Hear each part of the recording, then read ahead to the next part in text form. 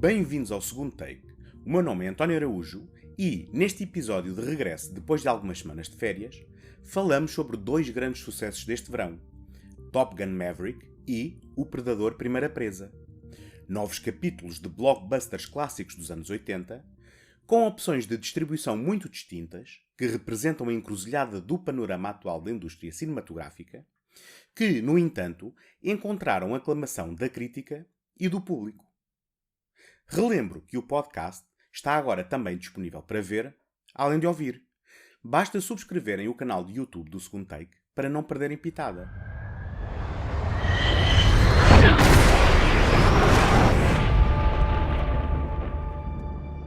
What do we have here? God, here I thought we were special. Fellas, this here's Bagman. Hangman.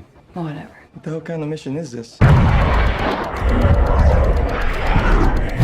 No arranque dos anos 90, Tom Cruise desvalorizou a ideia de dar continuidade a Top Gun, o sucesso à escala planetária que o lançou para a estratosfera rarefeita das estrelas de Hollywood. Nessa altura, classificou o conceito de irresponsável.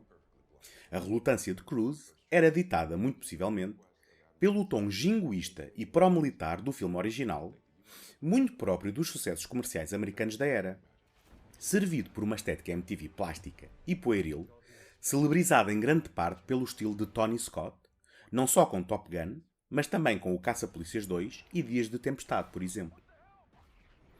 Por volta de 2010, foi anunciada uma continuação a ser liderada novamente por Tony Scott, plano que obviamente ficou em águas de bacalhau com a morte deste. Ainda assim, o mega produtor Jerry Bruckheimer não desistiu do projeto e manteve a chama viva. Não obstante a relutância veiculada anteriormente pela sua estrela, em 2017 foi finalmente anunciada a sequela a ser protagonizada por Tom Cruise, com o título Top Gun Maverick, com Joseph Kosinski apontado à realização.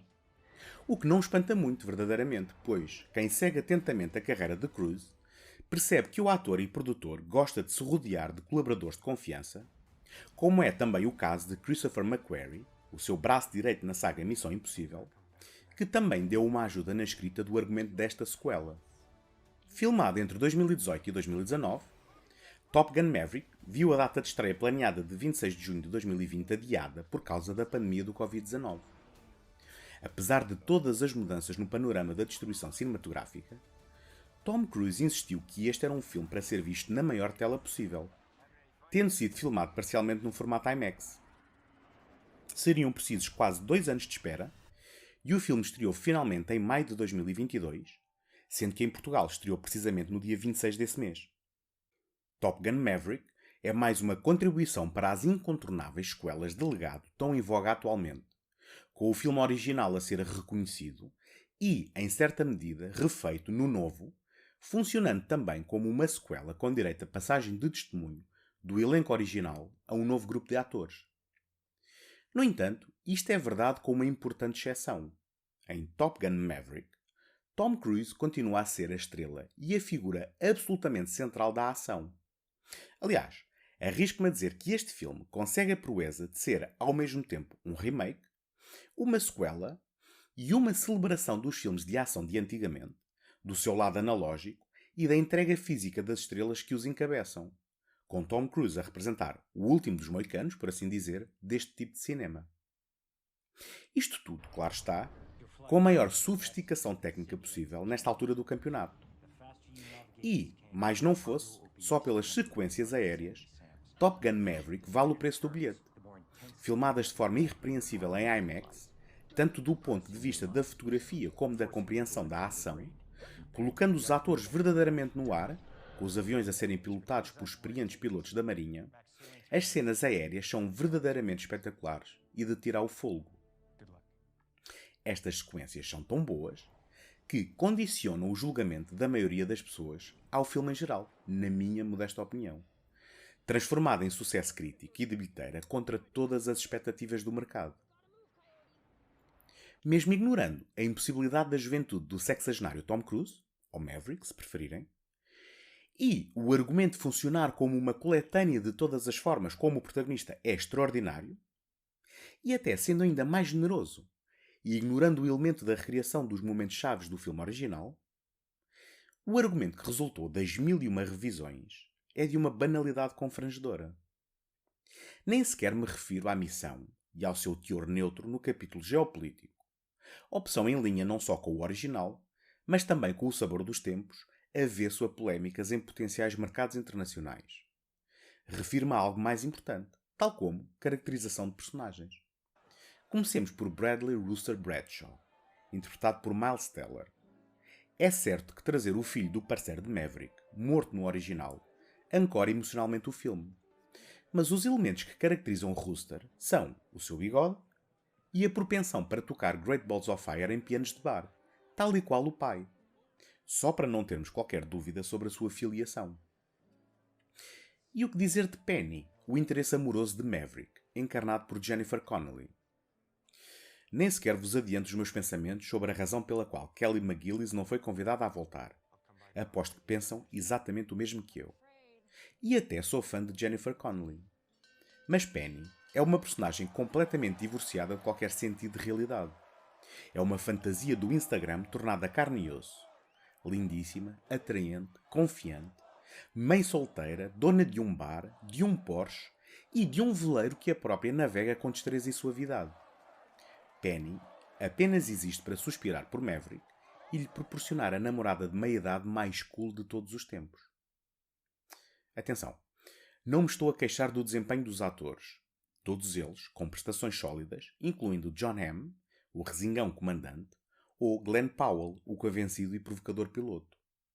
Queixo-me sim do desaproveitamento destas personagens num argumento banal que, incompreensivelmente, apresenta 12 candidatos à missão final para se focar num grupo de apenas 5 ou 6, com participação efetiva na narrativa, remetendo os restantes ao papel de figurantes. Uma exceção, e outro trunfo no que concerne aos elementos de legado, é a bonita homenagem a Val Kilmer e à sua personagem Iceman, elemento imprescindível à trama e ao centro emocional do filme. Tom Cruise é provavelmente uma das últimas estrelas de Hollywood. Um ator que, polémicas pessoais à parte, se entrega de corpo e alma aos seus projetos, capturando o maior realismo possível em frente às câmaras, num ato de resistência à hiperdigitalização do cinema comercial norte-americano da atualidade. E Top Gun Maverick é mais uma celebração do seu brilho, um objeto tecnicamente irrepreensível e tão polido que não pode deixar de espantar, tal como não pode ser encarado à luz de nenhum semblante de verosimilhança. Contas feitas, não obstante as suas muitas fraquezas, que o tempo e o esfriar do entusiasmo certamente revelarão, é um sólido entretenimento cuja recusa ao lançamento em serviços de streaming e subsequente sucesso nas salas de cinema ainda vai dando algum alento e esperança no futuro desta nossa paixão que é a sétima arte. Não se esqueçam, é de cerrar os olhos e esperar pelo melhor sempre que os aviões se preparam para aterrar.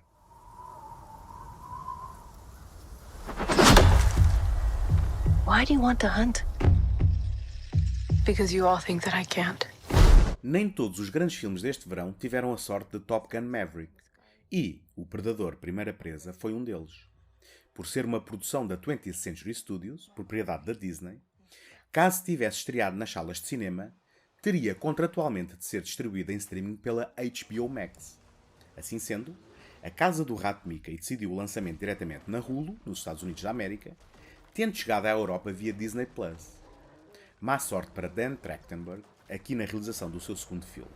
Mas, mesmo sem o benefício da contabilização dos resultados de bilheteira, O Predador Primeira Presa tornou-se no filme com o maior número de visualizações à data de estreia do canal.